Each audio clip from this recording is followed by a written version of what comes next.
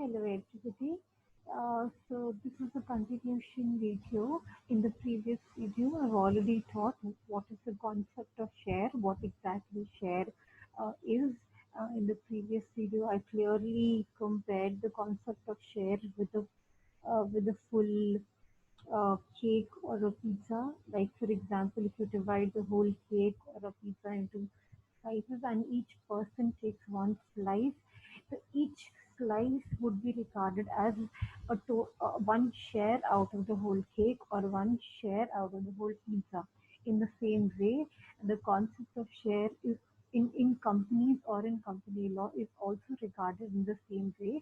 The whole shared up, the whole capital of the company through which the company survives, through which the company carries out its business is basically carried out through different shares. And each person who buys the share of a company contributes to the whole total capital of a company. In the previous lecture, I have already covered what is the meaning of share and what is share capital. I have also discussed the introduction with respect to shares. What is IPO, FPO? Also, I've discussed IPO is initial public offer, and FPO is further public offer. Initial public offer, a quick revision. Initial public offer is when a company, uh, there are two kinds of companies. There are two kinds through which a company gathers its capital. First, if a company if a company is a private company, the private company do not ask for shares from the public. They collect funds from the directors or from the members, subscribers of the memorandum of association. The private company is not involved in asking shares from the general public, but on the other hand, public company. In the concept of public company, there are some amount of capital which is being gathered, which is being collected by the directors, and there are a lot of significant amount of capital is being asked from the public in the form of shares.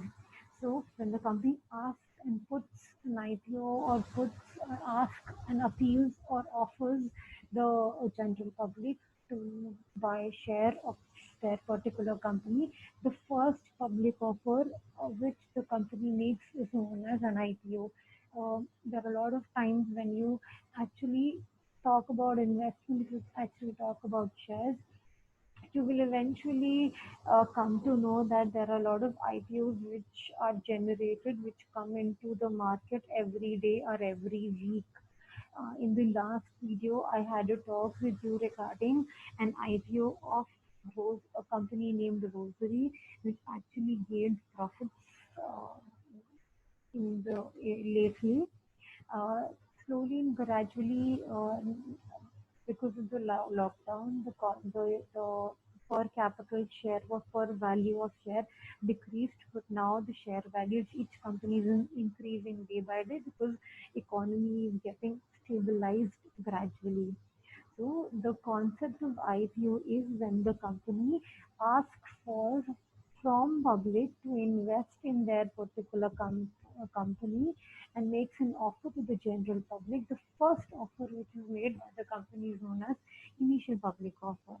So after first offer, the next any other offers which the company makes to ask the general public to invest in their company is for the public offer. So there has to be only one IPO and many FPOs in a company. I've already discussed shares and capital. I have already discussed types of share in the previous video. I have discussed equity. I have discussed preference.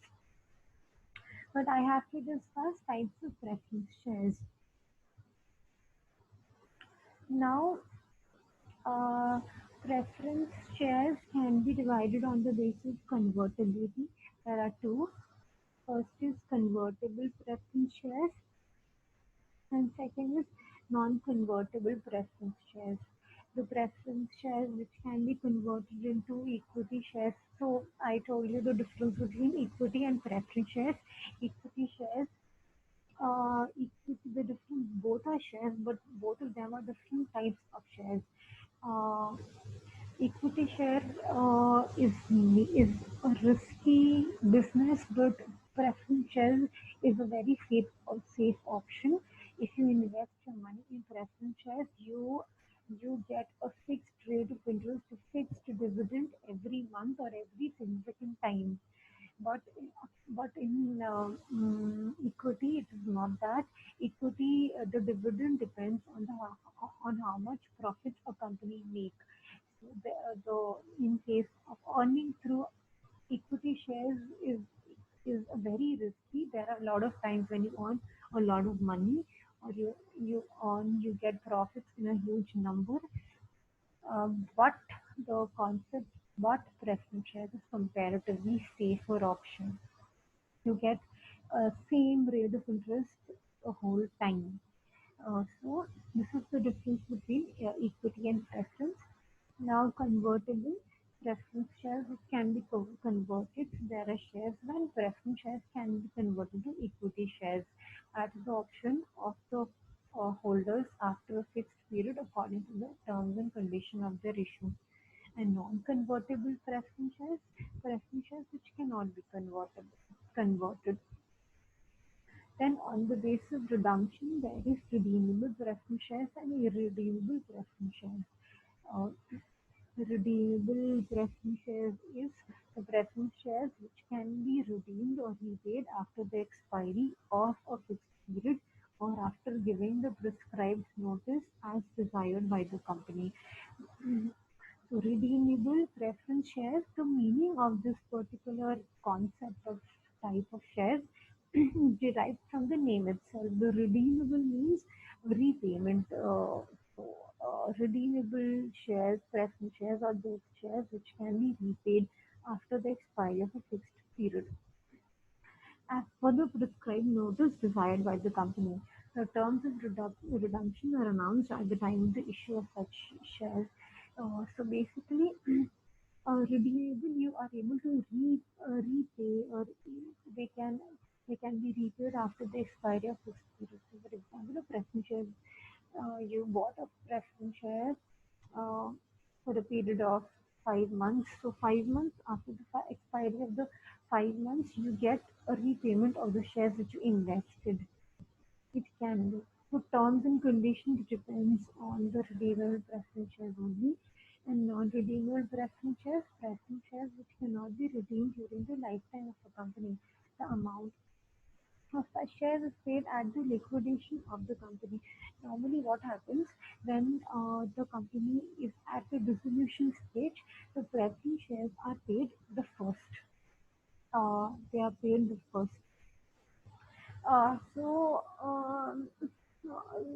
Paid the first, then there are other secured bonds, debentures, and all that, and the last is equity shares. So comparatively, preference shares are very safe option, but there are certain preference shares which cannot be redeemed during the lifetime. Once the company is dissolved, then only they will get a repayment.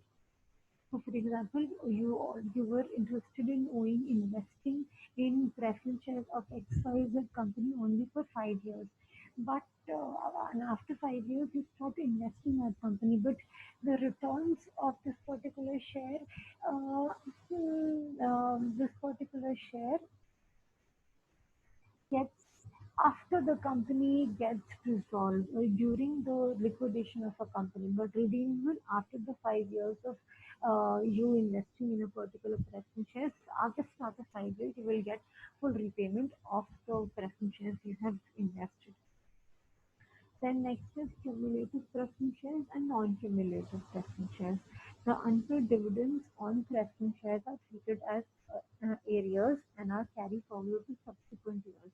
The non-cumulative preference shares that have right to get fixed rate of dividend out of the profits of current year. So cumulative can be collective, can be carried forward for the next to the subsequent year, but non-cumulative it cannot be carried forward. You have to pay, or you get a fixed rate of dividend out of the profit of the current year only. This year, the profit of this year would be, according to the profit of this year, preference shareholders will get the similar dividend with respect to the fixed rate only. And participating preference shares that have right to participate in any surplus profit of a company after paying the equity shareholders in addition to the fixed rate of dividend. And non-participating preference shares, the preference shares which have no right to participate on the surplus profit or in any surplus on the acquisition of a company. Now, issue of shares. As you can see the flowchart on the screen, first the concept of prospectus, or it prospectus is kind of a brochure of the company, and prospectus is issued by the company. Then the application procedure. Application means, for example, a prospectus is being floated in the official channel, uh, and people who are interested will file an application. Then allotment, the third process is allotment. Uh, for example, application, they have given an application of investing their money in 100 shares, and allotment allotment of a company, the allotment of a company, that a company is ready to give how much shares to that particular person or that particular application. For example, I have written an application that I want 100 shares, but the company only wants to give me 80 shares, for example. So I would be allotted only with 80 shares. The company has allotted only 80 shares to me.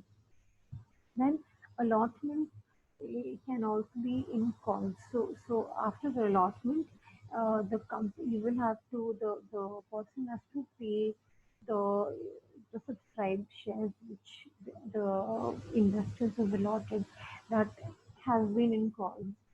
So the company keep reminding every applicant to pay their allotment shares in installment. And then after the allotment, you get the share and then you get repayment of dividend. Detail of a company and shares in prospectus. 90% application is necessary. If access application received, then company issue shares by pro rata basis. Full amount can be called up by the company at the time of application, or it can be paid up in installment or calls also. The share of a company may be issued at any of the following three ways: at par, premium, and discount. At par, at the same value. Premium, for example, the price of the share is 100. Premium is 100 plus 10. 10 is the premium amount.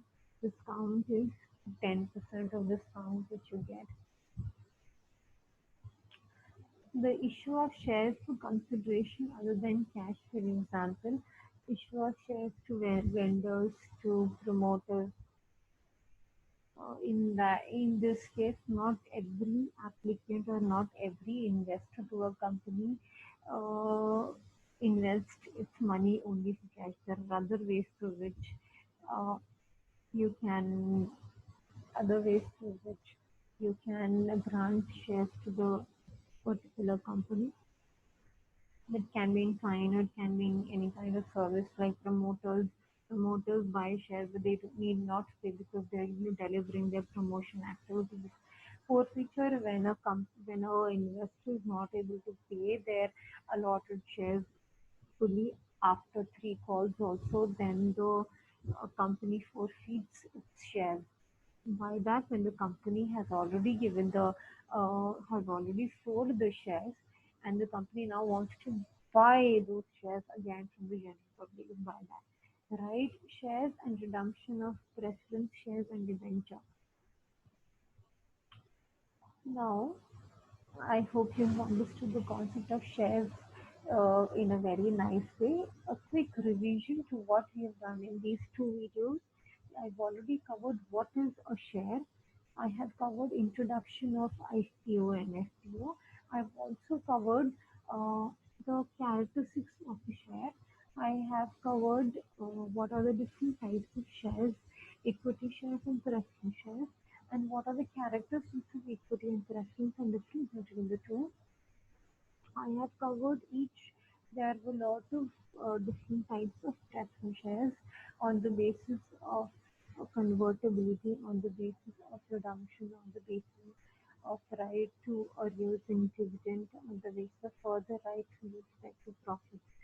I have already covered this. I have also covered the process of issue of shares, starting from prospectus, application, and allotment repayment, and how exactly the share is issued.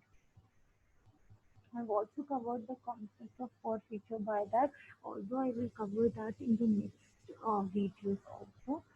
In the next video, I will cover the concept of debentures and how is it different from shares. Okay.